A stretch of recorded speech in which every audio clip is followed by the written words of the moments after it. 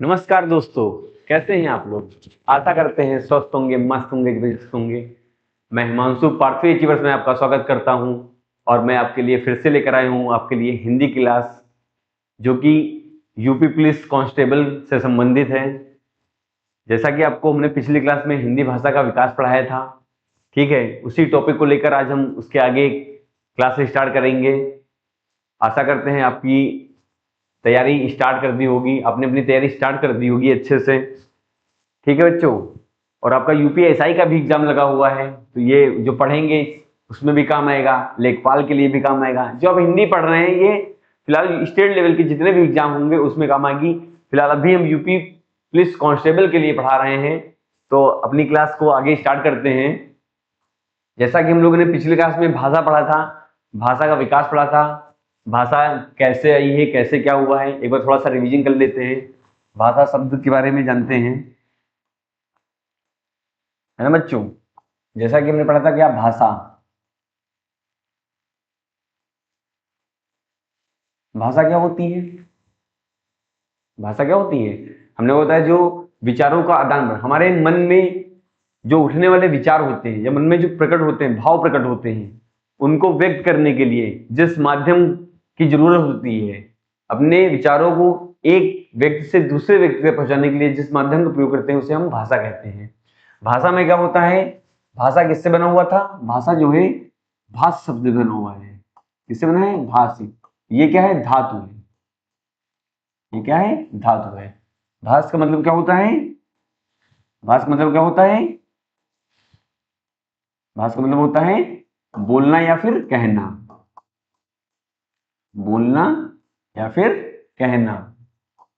ठीक है, ठीक है बच्चों। और क्या बताया था कि हमारे मन में उठने वाले विचारों को व्यक्त करने के लिए जिस माध्यम की जरूरत होती है उसे हम भाषा कहते हैं। भाषा बहुत सारी होती है, हिंदी, उर्दू, तमिल, मलयालम, ये सब क्या है, ये सब हमारी भाषा है। ठीक है बच्चों। और हमने फिर समझा था कि भाषा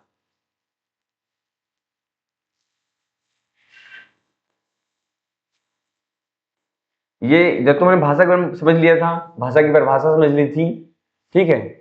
फिर आता है भाषा की विशेषताएं। भाषा की विशेषताएं क्या क्या हैं, भाषा की विशेषताएं क्या क्या हैं, ठीक है। भाषा प्रतीकात्मक है, सामाजिक संपत्ति है, अर्जित संपत्ति है ना।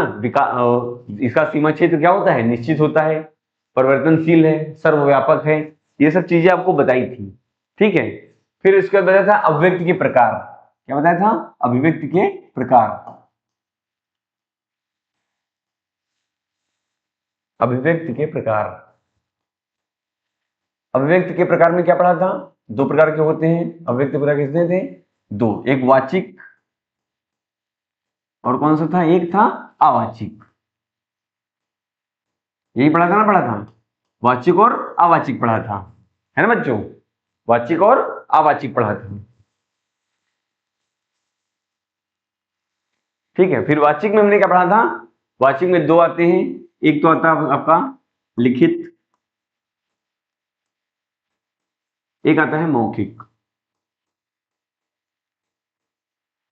ठीक है। और वाचिक में क्या आता है, अवाचिक में क्या बताया था, संकेतिक।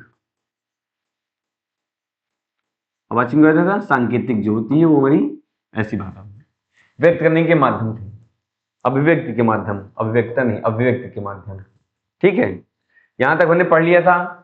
फिर इसके बाद आपको हमने बताया था, इसके बाद बताया था अभिव्यक्ति के माध्यम के बाद बताइए क्या बताया था, याद करिए थोड़ा सा, ठीक है।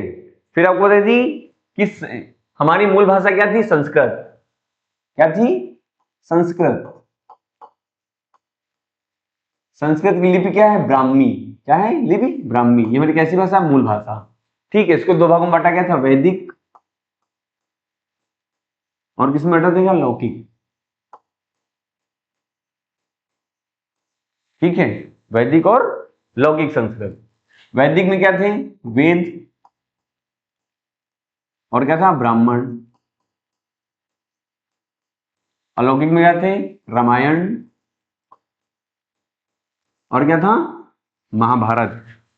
क्या था, महाभारत।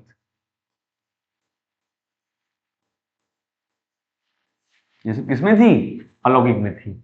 यहां तक पढ़ लिया था। संस्कृत में वैदिक लौकिक पढ़ लिया था। वेद और ब्राह्मण इसमें आते, वैदिक में, लौकिक में संस्कृत थी, रामायण आता है और महाभारत आता है। फिर लौकिक से ही, लौकिक क्या थी?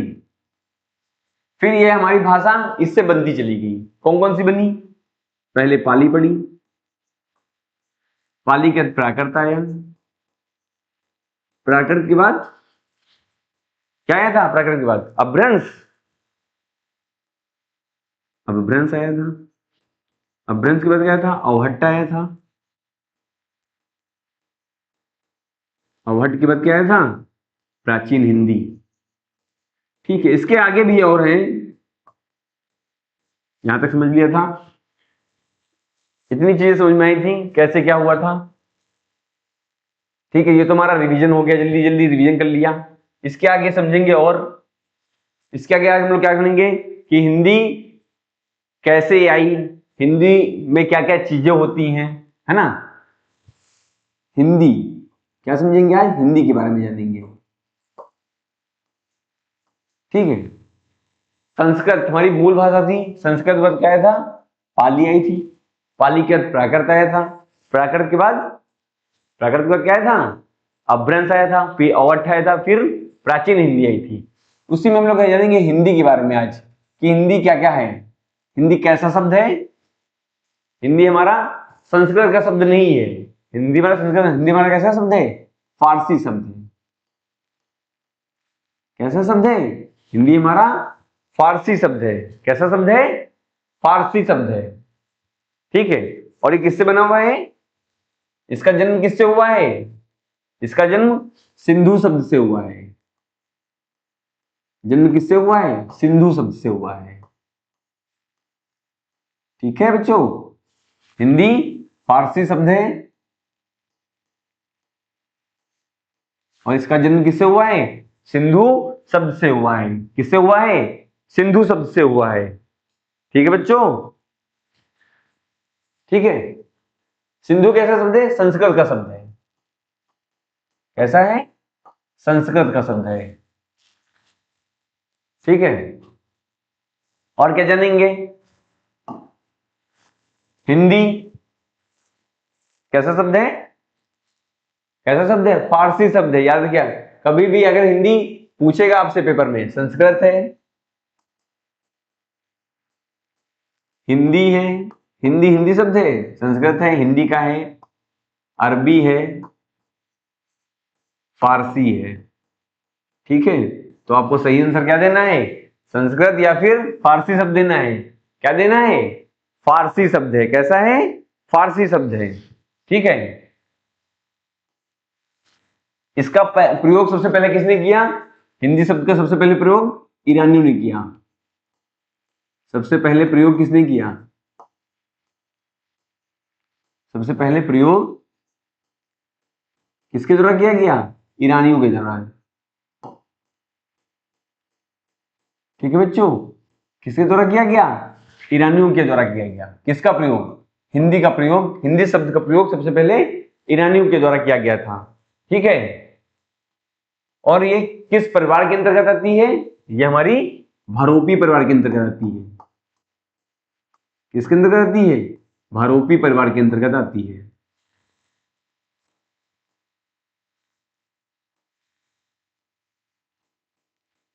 हिंदी हमारी किसके अंतर्गत आती है? भारोपी परिवार। परिवार कितने हैं? परिवार दो हैं। ठीक है, कितने परिवार हैं? दो। एक तुम्हारा भारोपी है, और दूसरा कौन सा है? द्रविड़।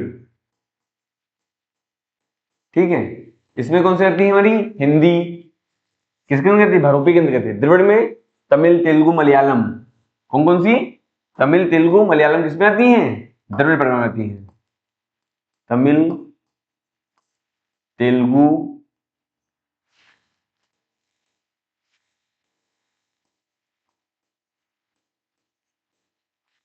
ठीक है, मलयालम, ये सब किसमें आती है? द्रविड़ परिवार में आती है।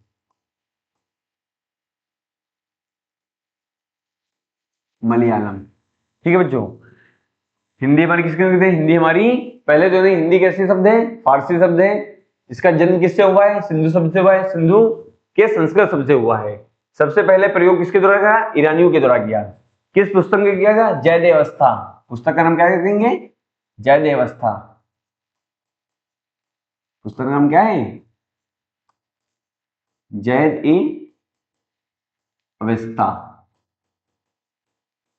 ठीक है बच्चों, इतनी चीज याद रहेगी। सबसे पहले प्रयोग ईरानियों के द्वारा किसमें? जयदेव अवस्था पुस्तक में किया गया। किस परिवार की है? भरोपीय परिवार की है। किस परिवार की है? भरोपी परिवार की है। ठीक है, फिर इसके पूछते हैं आक्रक मूलक। क्या पूछे? आकृत मूलक। आकृत मूलक, ठीक है, मतलब इसका रूप कैसा है? इसका रूप कैसा है? तो कैसा है? श्लिष्ट योगात्मक है। कैसी है? श्लिष्ट योगात्मक।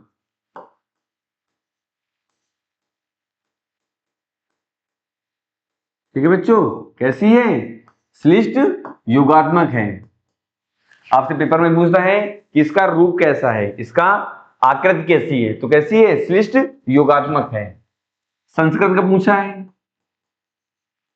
संस्कृत का रूप कैसा है, ये आकृति कैसी है, तो क्या बताएंगे? क्या बताएंगे? संयोगात्मक है। कैसी है? संयोगात्मक है।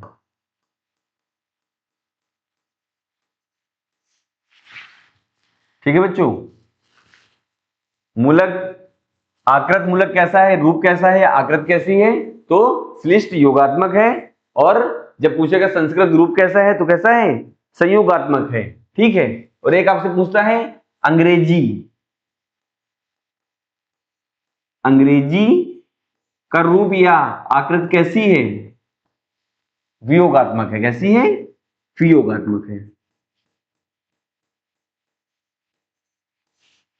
कैसी है? वियोगात्मक है। यहां तक बात समझ में आई? ठीक है, हिंदी कैसा शब्द है हमारा? हिंदी फारसी शब्द है, जन्म सिंधु संस्कृत से हुआ है। सबसे पहले प्रयोग ईरानियों के द्वारा जयदेव पुस्तक अवस्था में किया गया। किस परिवार की है? भरोपी परिवार की है। ठीक है, और किसमें है? रूप या मूलक कैसा है? श्लिष्ट योगात्मक है। संस्कृत रूप कैसा है? संयोगात्मक है। अंग्रेजी रूप कैसा है इसका? वियोगात्मक है। नोट कर लीजिए।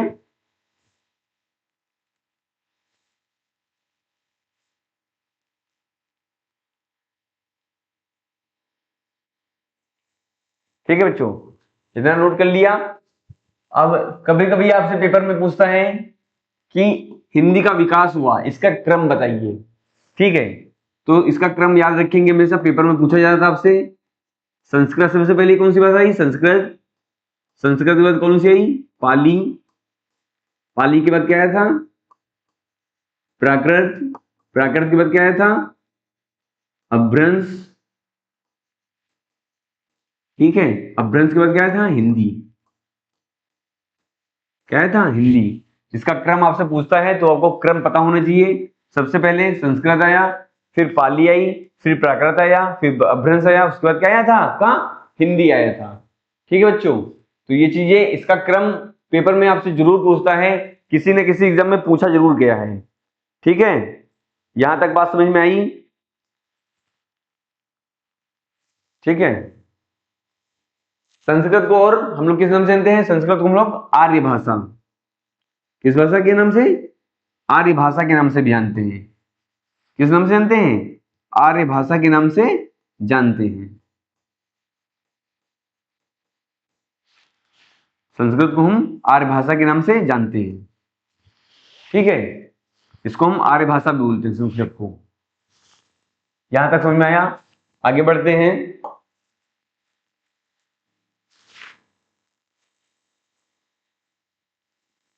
ठीक है, अब लोग जानते हैं कि सबसे छोटी इकाई हमारी क्या है? ध्वनि। ध्वनि के बाद क्या आता है? वर्ण। ध्वनि से क्या बनती है? वर्ण बनते हैं। वर्ण के बाद क्या आते हैं? शब्द। शब्द से क्या बनता है? वाक्य। ठीक है, अब वाक्य के बाद क्या बनता है बताइए? वाक्य के बाद क्या आता है? पैराग्राफ। ठीक है, क्या बोलते हैं? पैराग्राफ। और क्या कहता है? पैराग्राफ। इसको और क्या बोलते हैं बताइए? ठीक है, तो सबसे छोटी इकाई, भाषा की सबसे छोटी इकाई कौन सी है? भाषा की सबसे छोटी इकाई कैसी इकाई है? सबसे छोटी इकाई, सबसे छोटी इकाई है। ठीक है, भाषा की सबसे छोटी इकाई है।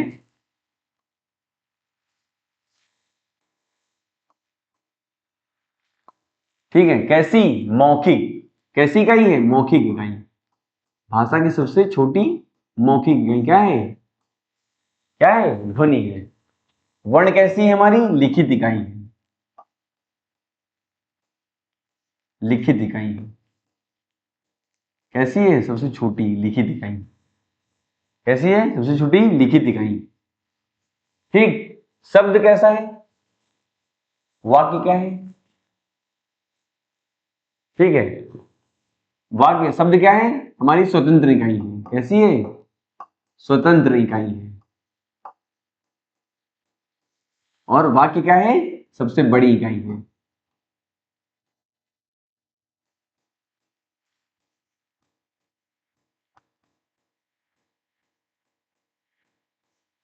ठीक है बच्चों, याद करेंगे।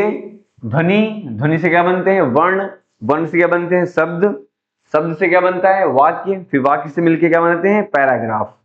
ठीक है, तो जिसमें मौखिक इकाई सबसे छोटी कौन सी है? ध्वनि है। उसके बाद लिखित इकाई कौन सी है? वर्ण है छोटी में। फिर शब्द कैसी है? स्वतंत्र इकाई है। वाक्य कैसा है? सबसे बड़ी इकाई है। और फिर हमारा क्या आता है? फिर हमारा पैराग्राफ आता है। ठीक है बच्चों, यहां तक समझ में आया?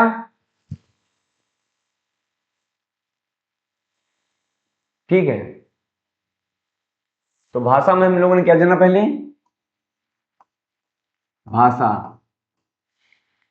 भाषा का इतिहास जान रहे थे। इतिहास के बाद हम लोग जानेंगे बोली। ठीक है, उपभाषा। ठीक है, इतिहास, बोली, भाषा, विभाषा, और क्या जानेंगे? विभाषा, राजभाषा। ठीक है, इनमें सब में अंतर पता चलेगा क्या है? इतिहास के बारे में पढ़ रहे हैं। बोली क्या होती है, विभाषा क्या है, और राजभाषा क्या है? राजभाषा, राष्ट्रभाषा, दोनों में अंतर पता है? जानेंगे अंतर क्या होता है सब में, कि राजभाषा में क्या अंतर होता है, और उपभाषा में क्या अंतर होता है, विभाषा में क्या अंतर होता है, और राजभाषा में क्या अंतर होता है। बोली क्या होती है? जो छोटे छोटे समुदायों के द्वारा बोली जाती है वो क्या होती है? बोलियां होती हैं। ठीक है, छोटे छोटे समुदायों के द्वारा बोली जाती है। छोटे छोटे समुदाय के द्वारा बोली जाती हैं वो क्या होती हैं? बोली।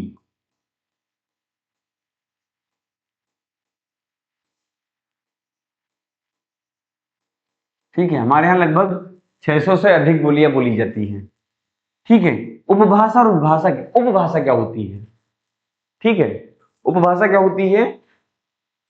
जैसे कि बिहार, बिहार में बोली जाने वाली भाषा कौन कौन सी है? मगधी,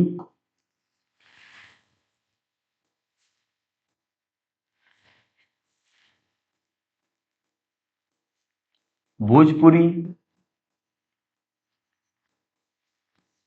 मैथिली, ये सब क्या है? उपभाषा के अंतर्गत आती हैं। ठीक है, ये सब किसके अंतर्गत आती हैं? ये सब उपभाषा के अंतर्गत आती हैं। ठीक है, इसी से संबंधित विभाषा होती है जहां एक से अधिक बोली बोली जाती है। एक से अधिक बोली बोली जाती है।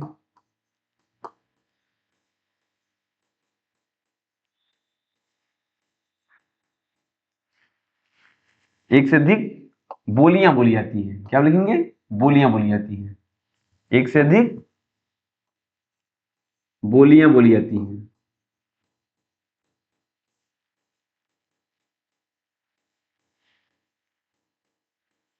एक से अधिक बोलियां बोली जाती हैं, वो क्या होती हैं? वो भाषा होती हैं। यही जैसे बिहार में क्या बोली जाती हैं? बिहार में क्या बोली जाती है? मगही, मगधी, भोजपुरी। ठीक है, भोजपुरी। ये सब क्या है? जहां पर एक से अधिक बोलियां बोली जाए वो क्या है? वो भाषा होती है। उपभाषा भी बिहारी से बिहार के अंतर्गत बोली जाने वाली मगधी, भोजपुरी और मैथिली। ठीक है। अब जानते हैं राजभाषा और राष्ट्रभाषा में क्या अंतर होता है? राजभाषा और राष्ट्रभाषा में क्या अंतर होता है? ठीक है, राजभाषा और राष्ट्रभाषा में क्या अंतर होता है? तो राष्ट्रभाषा क्या है? राष्ट्रभाषा क्या है? जो पूरे देश में बोली जाए, जो क्या होती है? एक राष्ट्र में बोली जाती है, एक राष्ट्र में बोली जाती है।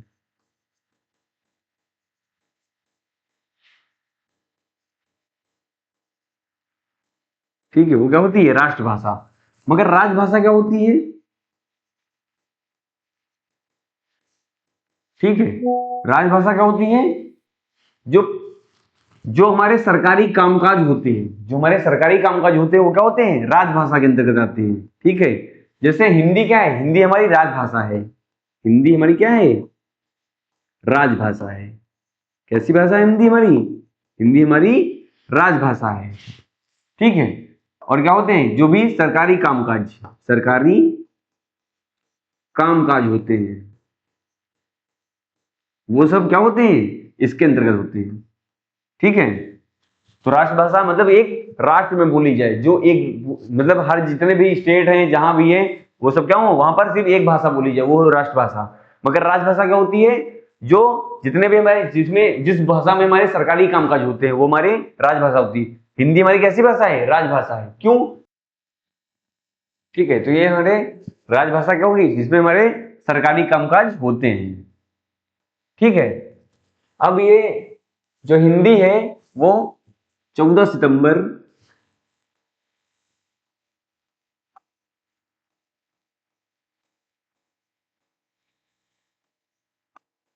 14 सितंबर 1949, 14 सितंबर 1949। ठीक है, 14 सितंबर 1949 को क्या हुआ? ये हमारी राजभाषा घोषित की गई। क्या हुई? राजभाषा घोषित की गई।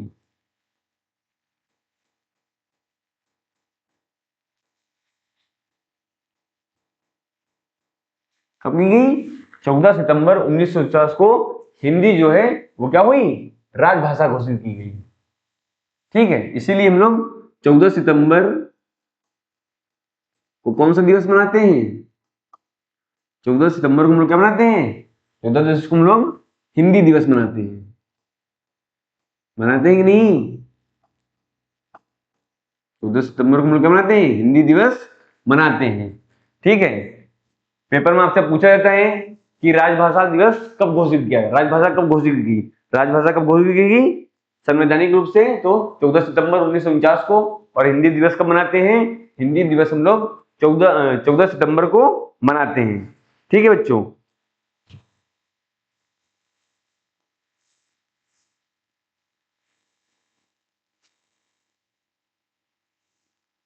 परिवार आपको बता ही दिए, कौन कौन से परिवार हैं? दो परिवार हैं, एक भरोपी परिवार है, एक हमारा द्रविड़ परिवार है। ठीक है। अब इसमें जानेंगे कि संविधान में भाषा को किस भाग में रखा गया है, किस अनुच्छेद में रखा गया है। ठीक है, संवैधानिक रूप से जान लेते हैं। संविधान के किसमें? भाग 17 में।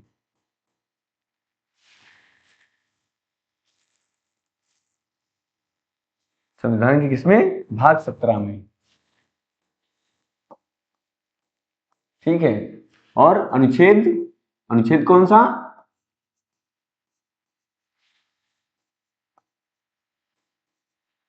कहां से कहां तक? 343 से 351।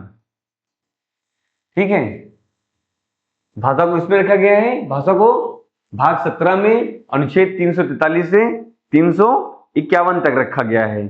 ठीक है, और क्या है इसमें कितनी भाषाओं का वर्णन किया गया है? इसमें हमारी 22 भाषाओं का वर्णन किया गया है। कितनी भाषाओं का? 22 भाषाओं का वर्णन किया गया है। ठीक है बच्चों, 22 भाषाओं का वर्णन किया गया है।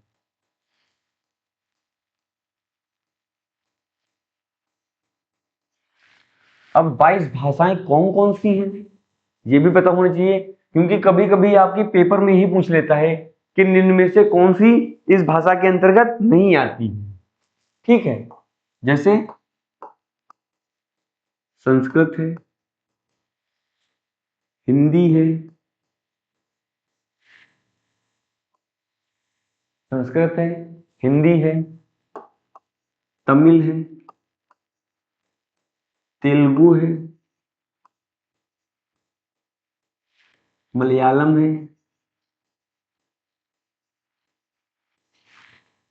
ठीक है, पंजाबी है, नेपाली है, बोडो है, डोंगरी,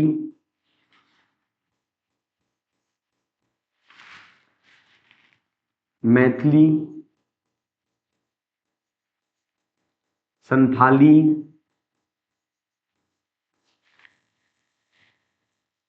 ठीक है, नेपाली हो गया, संस्कृत, हिंदी, तमिल, तेलुगु, मलयालम, पंजाबी, नेपाली, बोडो, डोंगरी, संथाली, सिंधी।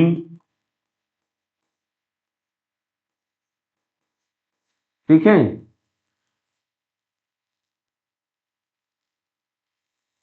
सिंधी हो गई। और कौन सी भाषा आती है? और गई कन्नड़ हो गई। क्या हो गई?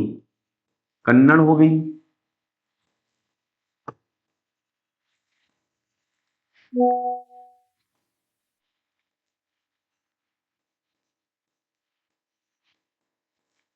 कन्नड़ हो गई। और कौन सी आएगी? कोंकणी।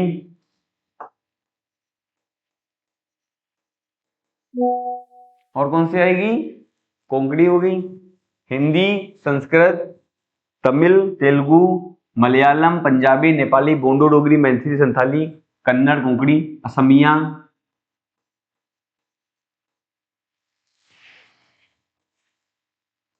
क्या आएगी? असमिया।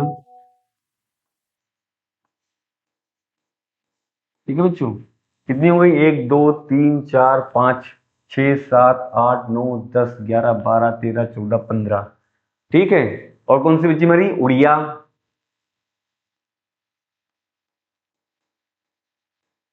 और बताइए कौन सी बच्ची? उड़िया हो गई। और कौन सी आ सकती है? मलयालम हो गई, तमिल हो गई, तेलुगु हो गई, कन्नड़ हो गई, उड़िया हो गई, बोडो, डोंगरी, मैथिली, संथाली, मराठी। मराठी हो गई, पंजाबी हो गई, सिंधी हो गई, गुजराती। ठीक है, गुजराती।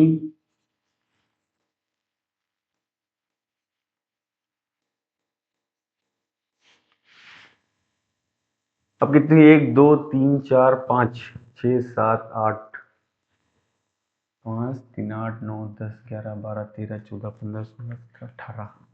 4 बच्ची हैं। 4 बताइए कौन कौन सी बच्ची है? कश्मीरी। कौन सी बच्ची है? कश्मीरी। अब कितनी हो गई? 19। 3 और कौन सी बच रही हैं? संथाली हो गई। हाँ, संथाली हो गई, सिंधी हो गई, संथाली हो गई, मराठी हो गई, कन्नड़ हो गई, मैथिली हो गई, सिंधी, कोंकणी। और कौन सी बच्ची? पंजाबी, बंगाली। ठीक है बच्चों, बंगाली हो गई। और कौन सी 2 बच रही हैं?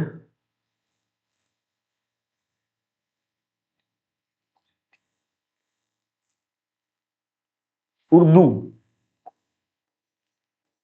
ठीक है बच्चों, उर्दू रह गई। अब हमारी 21 भाषा। 1 2 3 4 5 6 7 8 9 10 11।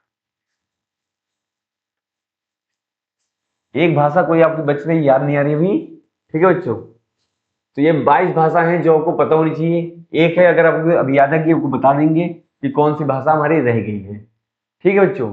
तो ये 22 भाषाएं हैं। अब ये किस अनुच्छेद में, कभी कोई आपसे पूछता है, ये आपके हिंदी का भी क्वेश्चन है, या आपके जीएस का भी क्वेश्चन है, ठीक है। किस भाषा में आती है संविधान हमारे, भाग 17 में आती है, अनुच्छेद 343 से 351 में आती है। इसके अंतर्गत 22 भाषाओं का वर्णन किया गया है, ठीक है। संस्कृत हो गई, हिंदी हो गई, तमिल हो गई, तेलुगु हो गई, मलयालम हो गया, पंजाबी हो गई, नेपाली, गोंडी, डेंगरू, डोंगरी, संथाली, मैथिली, सिंधी, कन्नड़, गुजराती, मैथाली, मराठी, बंगाली, असमिया, उड़िया, बोडो, डोंगरी, ठीक है, मलयालम, एक भाषा पता नहीं कौन सी रह रही, याद नहीं आ रहा मुझे थोड़ा सा भी, ठीक है बच्चों। तो इतना नोट कर लीजिए, ठीक है, इतना नोट कर लेते हैं। इसके बाद हम लोग क्या पढ़ेंगे कि प्रदेश में बोली जाने वाली प्रमुख बोलियां, क्या पढ़ेंगे, बोलियों के बारे में जानेंगे।